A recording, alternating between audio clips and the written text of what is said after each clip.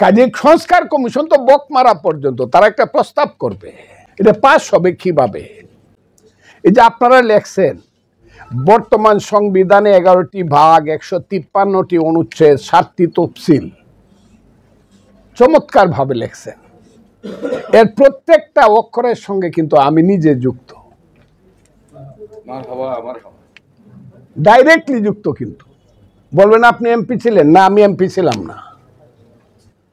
কিন্তু 10 এপ্রিলে যখন শুরু হইল তখন আমি ছাত্রলীগের কেন্দ্রীয় নেতা। আমাকে বলা হতো ঢাকা বিশ্ববিদ্যালয়ের মুক্তিযুদ্ধের সময় পঞ্চ পাণ্ডবের একজন। আপনারা আবার এটা হিন্দু টিন্দু মনে করেন না, এটা একটা সলিড শব্দ। পঞ্চ পাণ্ডব 5 জন ছাত্র ছিল ঢাকা বিশ্ববিদ্যালয়ের মধ্যে আমি একজন ছিলাম, যারা 10,000 ছেলে নিয়ে 7ই মার্চের মিটিং এ এসে বৈশা বক্তৃতা শুনছি। সেই ফজলুর রহমান আমি পলিটিক্যাল সায়েন্সে ফাইনালে পড়ি, যুদ্ধ করে শেষ করে আসছি, কমান্ডার ছিলাম 1200 মুক্তিযোদ্ধার। প্রত্যেকটা কথা বিশ্লেষণ করছি। কেন?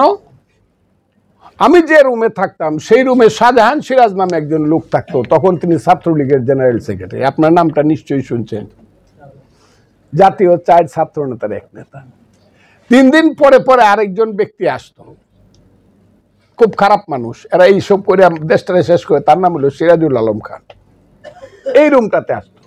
116 নম্বর ইকবাল হন, চলেন যাই, এখন আমি দেখাবো।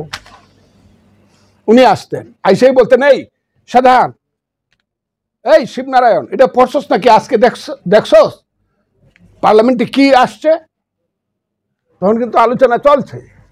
সিরাজুল আলম খান তখন আওয়ামী লীগ করেন, উনারা তো বাইরে হলেন 31 অক্টোবরে। আমার কথাটা কি আপনারা বুঝতে পারছেন?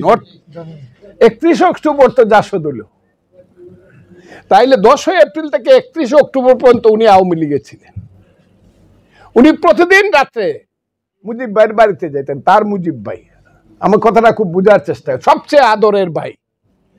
সিরাজুল আলম করলো শেখ মুজিবুর রহমানের সবচেয়ে আদরের ভাই।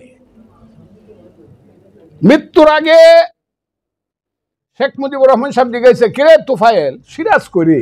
তখন কিন্তু দল হয়ে গেছে। কয় লিডার আমি জানি না। ও জানবে না সিরাজ কই? তুই জানোস কই আছে? কই না। কই গিয়া দেখ, সিরাজ মারা যাবে, ও কামরাঙ্গীর চরে আছে, জ্বরে ভুগতাছে, টাইফয়েডে। এই ছিল সম্পর্কটা। আমি এর আগে বেশি আর যাব না।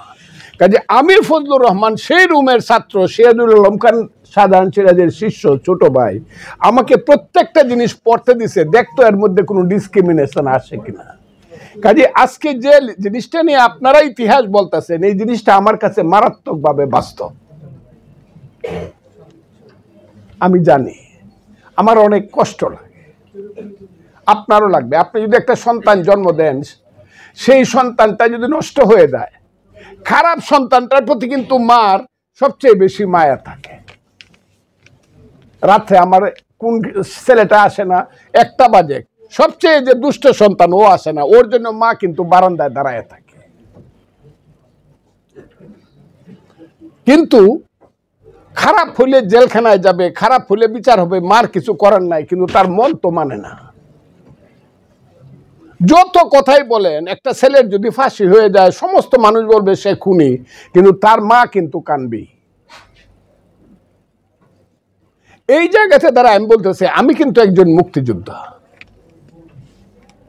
আমি কিন্তু দিনের পর দিন, মাসের পর মাস, আষাঢ় শ্রাবণের বৃষ্টি ভরা রাতে আমি কিন্তু ট্রেনিং দিছি, বাংকারে থেকে যুদ্ধ করছি। মুক্তিযুদ্ধটা কিন্তু আমার গায়ে লাগে। 72-এর সংবিধানটা আমি দেখছি। আমার কথাটা হলো, আমি যে ফজলুর রহমান 54 বছর আগে আমি ফাইনাল ইয়ারে পড়তাম, পলিটিক্যাল সায়েন্স ছাত্র, এখন বাংলাদেশের আমি সিনিয়র অ্যাডভোকেট। সিনিয়র অ্যাডভোকেট কিন্তু একটা ডিগ্রি। এই যে অ্যাডভোকেট আমার পাশে আছে, ওই যে আরেকজন আছে, এর একটা ডিগ্রি। ডিগ্রি কি জানেন? এটা হলো হাইয়েস্ট ফর্ম অফ লয়ার। কি কথাটা ঠিক?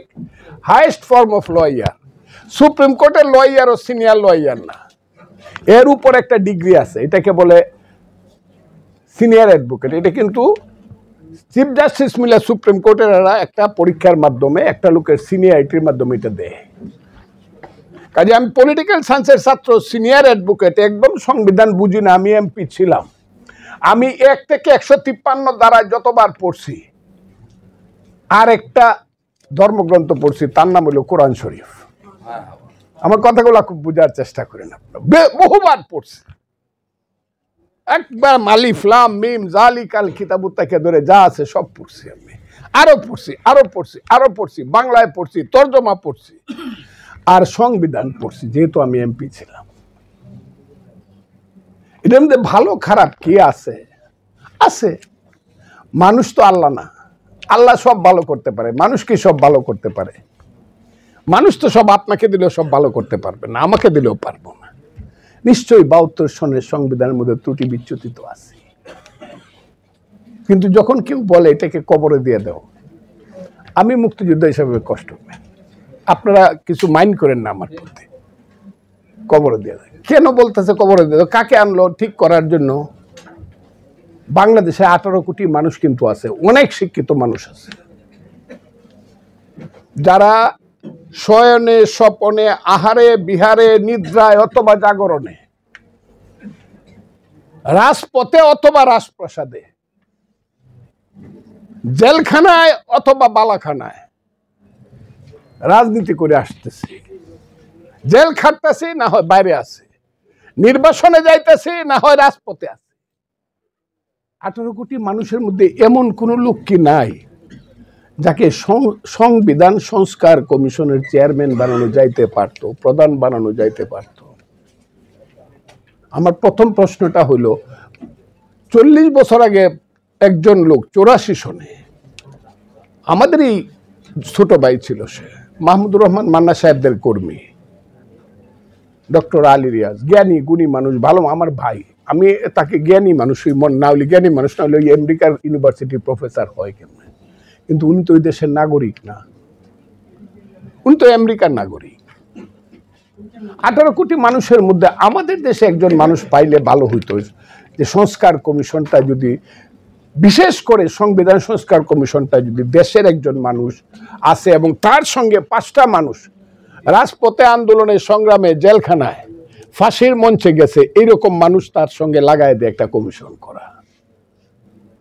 বিশ্ববিদ্যালয়ের ভাইস চ্যান্সেলর থাকবে, বিশাল অ্যারাবিক মাদ্রাসার যিনি হবেন, সবচেয়ে বড় যিনি আলেম হবেন, তিনি থাকবেন।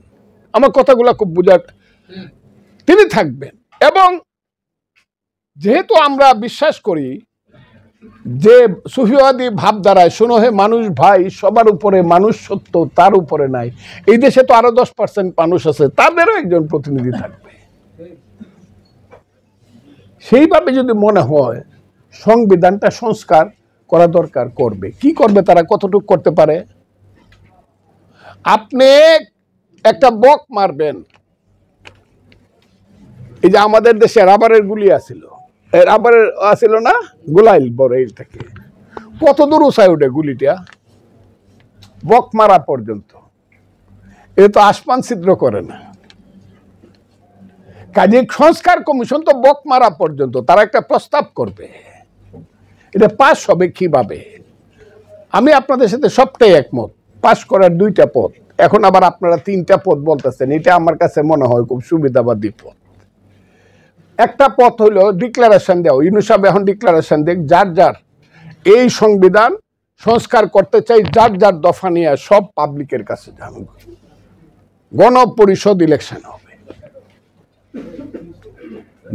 মেম্বার অফ কনস্টিটিউয়েন্ট অ্যাসেম্বলি আপনারা যাবেন, বাংলাদেশ ইসলামী আন্দোলন আপনাদের নিয়ে যাবেন, বিএনপি যাবে, জামাত যাবে, সব যাবে, যার যার অবস্থান বলবে, গণপরিষদের 300 মেম্বার হবে। সেই 300 মেম্বারের মধ্যে যারা মেজরিটি হবে, they will be lead the মানে রিফরমেশন অফ দ্য কনস্টিটিউশন। আমার কথাটা কি বুঝছেন? তারাই, যারা পাবলিক যাদেরকে বলবে, তারা কনস্টিটিউশনের রিফরমেশনের প্রধান ভূমিকা পালন, সব ভূমিকা না। অন্য যারা একটা ভোটও পায় তাকেও জিজ্ঞাসা করতে হবে যে ভাই আসেন বসে। তাইলে নির্ধারিত হইলো যে জনগণ একটা দলকে মেজরিটি করছে, তাদের মেজরিটি কথা শুনতে হবে।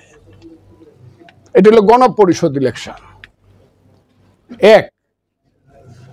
আর একটা পথ হলো পার্লামেন্ট ইলেকশন।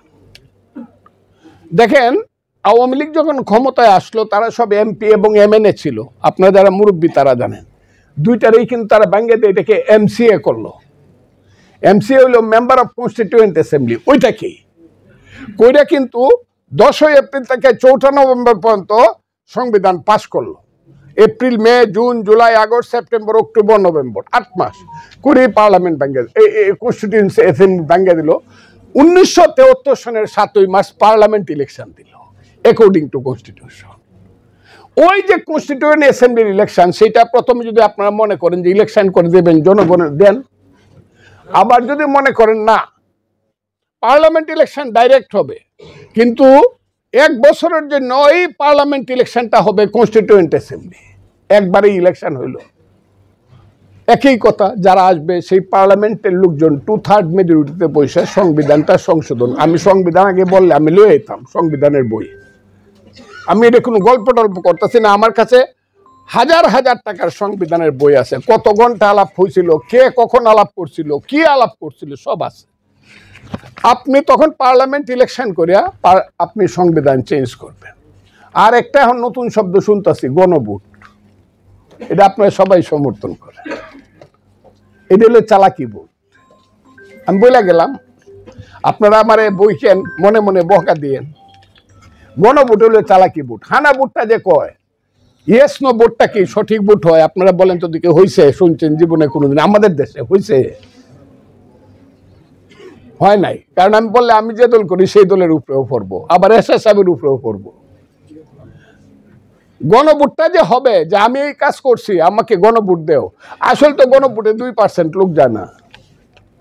পরে দেখানো হবে 96% 97 পয়েন্ট ভোট পড়ছে, এর মধ্যে 95 পয়েন্ট ভোট গণভোটের পক্ষে পড়ছে। এই চালাকিটা করতে চান তো এই চালাকিটা করেন না। যদি এর মধ্যে আপনাদের সাথে বলছে না, যারা এইটার মধ্যে আছেন যদি আমাকে ডাকেন, তার বাড়িতে 1 কাপ চা খাওয়াবে, যারা এটা লেখছে গণভোট লেখছে, আমি তার সাথে বিতর্ক করতে রাজি আছি। উনি যদি আমাকে যুক্তি দিয়ে বুঝাইতে পারেন মানব।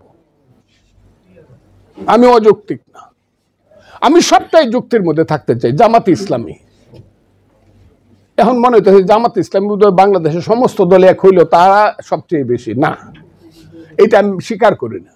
বিএনপিও সবার চেয়ে বেশি না, কেউ সবার চেয়ে বেশি না, ইসলামী আন্দোলনও ছোট না। এইটা প্রমাণিত হবে জামাত ইসলাম যে কথাগুলো বলতেছে, যে আইন এবং যে সংস্কারের কথা বলতেছে, তারা যদি ভোটের মাধ্যমে পাবলিক যদি তাদেরকে রিপ্রেজেন্টেশন দিয়ে মেজরিটি করে, তাইলে তাদেরকে আমি স্যালুট দেবো। আসসালামু আলাইকুম। নেই কথাটা কি ঠিক আছে না বেঠিক আছে? নাকি 10,000 ছেলের মিছিল করিয়া করলেই হয়ে যাবে বড় দল?